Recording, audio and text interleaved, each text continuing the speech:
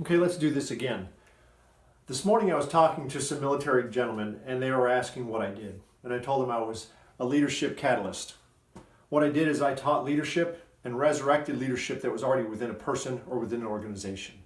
And in that organization, people usually lose their way. They lose the reason that they're in a leadership position. And in the military, they'll take a new recruit in, they break them down, and they build a personal leader first. They don't want to build an autonomous person that's just going to follow orders. They want to build a true leader. And true leaders know when to lead, they know when to make the decisions, they know when to jump in and drive the ship. And they also know when to step back and let the team and let someone else take the lead.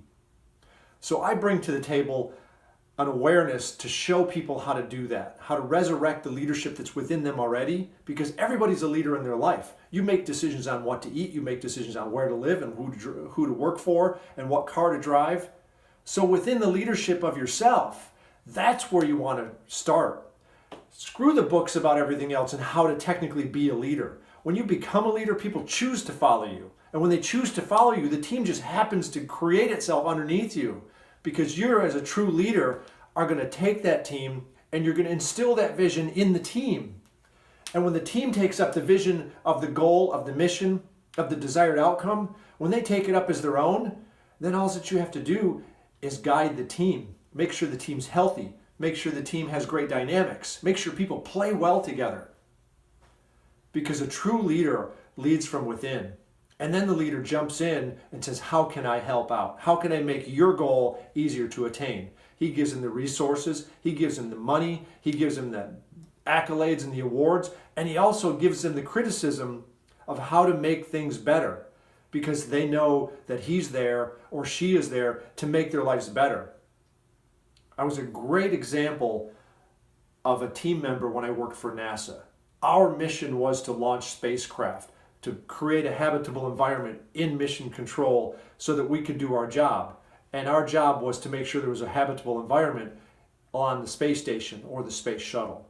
They gave us all the resources we need, they gave us the training, and our focus was not to make myself unexpendable, but to make myself expendable, to make my team members as good or if not better than I was.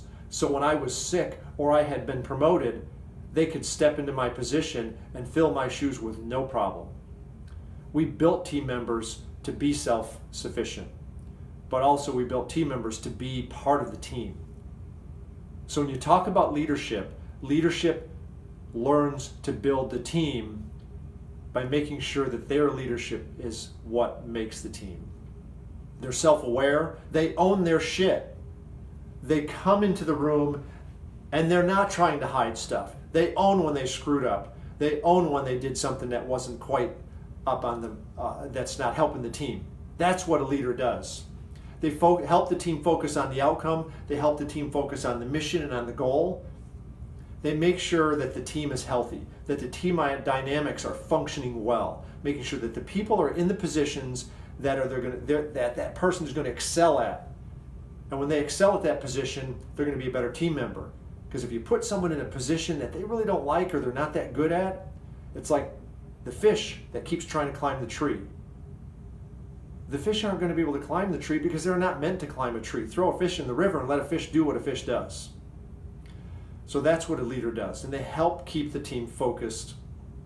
And then a leader also takes care of himself and herself. He builds himself and learns to become a better leader through being self-aware, through taking ownership of all of his shit.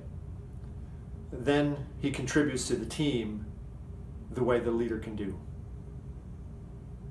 And so this is what a true leadership style is. And that's what I do. I come into your business and I help identify those points where they're dysfunctional, the team is not directed towards the goal, and identify the leaders and teach them how to own their stuff and keep their job, build their self-worth up. And I teach people how to focus, how to change the team and keep them focusing on the goal, how to build that up congruently so that when they're focusing on the goal, they take up that goal as their own. And then life is so much easier for everybody. That's when you see a team just clicking along. That's because everybody's happy, everybody's moving in the same direction because they want to. Not because they're being forced or they're being led by, I'll pay you more money if you do this job. They would do this job without pay. That's the ultimate goal of a leader. So, leadership from the inside out. Start with yourself, bring it to the organization. That's from the inside out. That's what I got, Joe. That one was good because I didn't try and screw around with it and try and make it technically correct. Just brought it.